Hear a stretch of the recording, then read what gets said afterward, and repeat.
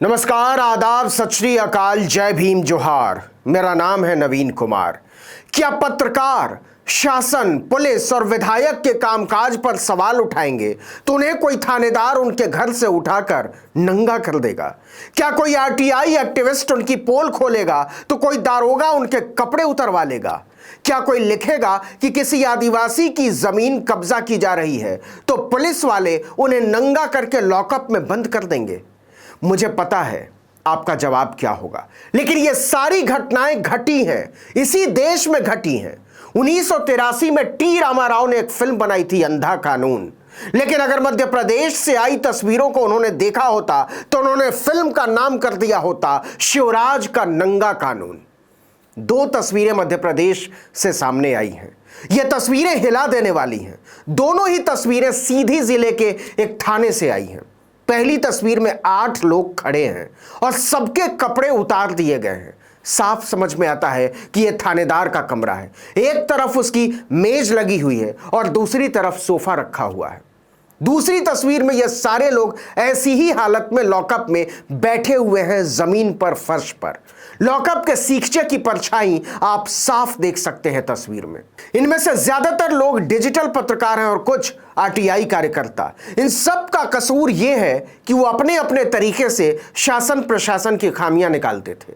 अधिकांश YouTube channel चलाते हैं। इनमें से एक पत्रकार कनिष्क तिवारी के बघेली यूट्यूब चैनल पर 1.25 लाख से ज्यादा सब्सक्राइबर हैं और दिल्ली से चलने वाले एक टीवी चैनल के लिए भी रिपोर्टिंग करते हैं। कई रिपोर्टों में उन्होंने पुलिस और स्थानीय विधायक केदारनाथ शुक्ला को कटघरे में खड़ा किया था। तभी से पुलिस और केदारनाथ शुक्ला उनके पीछे पड़े हुए थे, उन्हें निशाने पर लेने के बारे में सोच रहे थे। और यह मौका मिला 6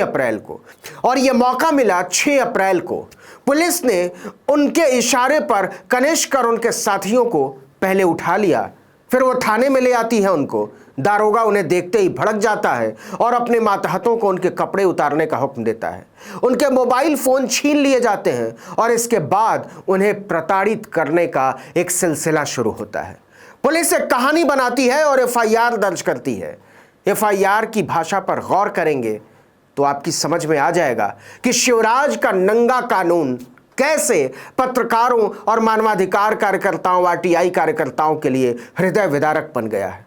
पुलिस का कहना है कि ये लोग फर्जी आईडी से बीजेपी सरकार और विधायकों के खिलाफ लिखते और खबरें दिखाते हैं।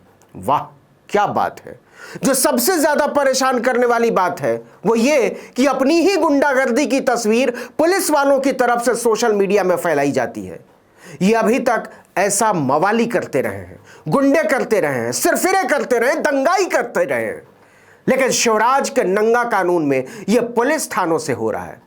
पुलिस कर रही है और करवा रही है। कनिष्क तिवारी ने मुझसे साफ साफ बताया कि सबके फोन छीन लिए गए थे। मतलब ये वीडियो नंगा कानून सरकार के कानून भक्षकों ने खुद शूट करवाए और वहीं से इन पत्रकारों के परिजनों को भेजे गए।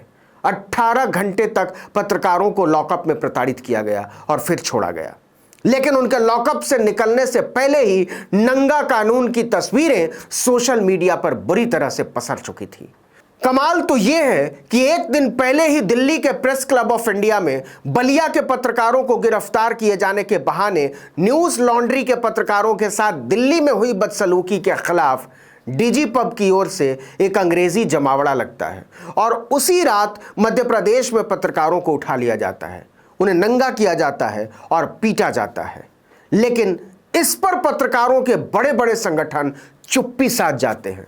मतलब दिल्ली के एक ट्रेनी पत्रकार को कोई छू भी देता है तो मामला राष्ट्रीय बन जाता है, सुर्खियों में आ जाते हैं। तमाम संगठन आंदोलन की तैयारी करने लगते हैं, हाई कोर्ट, सुप्रीम कोर्ट होने लगता है। लेकिन बलिया, सीधी, मिर्जापुर, आगरा, गाजीपुर, लखीमपुर या आजमगढ़ में किसी पत्रकार को बेरहमी से पीट दिया जाता है, उन्हें नंगा किया जाता है या उन्हें कुचल दिया जाता है तो ऐसा लगता है जैसे कुछ हुआ ही ना हो। देश में जब भी बड़े नाम वाले पत्रकारों पर कोई कार्रवाई होती है तो वो सुर्खियां बन जाते हैं और तुरंत तमाम संगठन आंदोलन के लिए भी तैयार हो जाते हैं। लेकिन बलिया और सीधी जैसी घटनाओं पर पत्रकार संगठनों का ज़मीर नहीं जागता।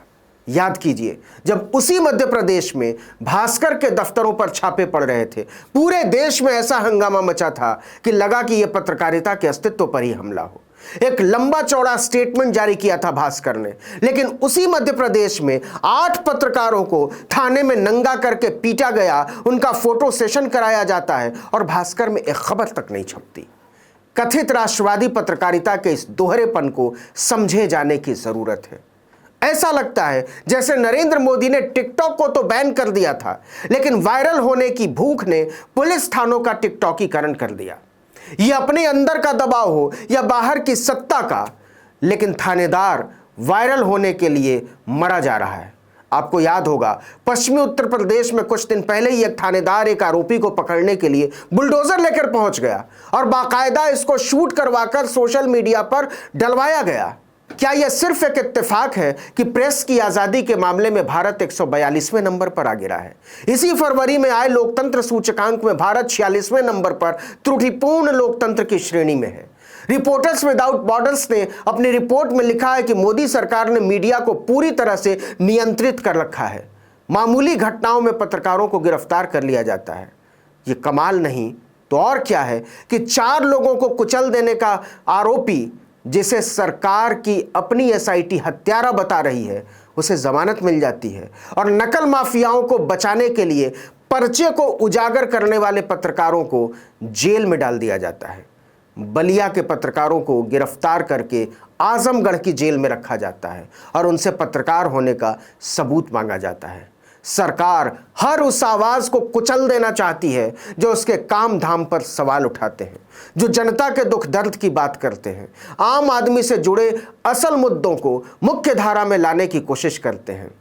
इसीलिए स्वतंत्र पत्रकार और सोशल मीडिया के पत्रकार सरकार को सबसे ज्यादा खटकते हैं। एक अनकहा नियम बलिया से सीधी वाया दिल्ली तक आसमानों में गूंज रहा है कि जो बिकेंगे नहीं उन्हें मिटा दिया जाएगा। ऐसे ही मौकों के लिए नागार्जुन ने 1988 में लिखा था, गूंगे रहोगे गुड़ मिलेगा, रुत हंसेगी दिल खिलेगा, पैसे झरेंगे पेड़ हिलेगा, सिर गायब टोपा सिलेगा, गूंगे रहोगे गुड़ मिलेगा। इस वीडियो में इतना ही, लेकिन अगर आपने आर्टिकल 19 इंडिया को अब तक सब्सक्राइब नहीं किया तो फौरन कर लीजिए, बेल आइकन दबाइए, घंटी जैसी आकृति, लाइक कीजिए और कमेंट करके बताइए हमारा वीडियो आपको कैसा लगा। यूट्यूब पर सब्सक्राइब कर लीजिए, हमारे फेसबुक पेज को लाइक कर लीजिए, इंस्टाग्राम को फॉलो कर लीजिए और हमारा ट्विटर हैंडल है article19_India। नमस्कार।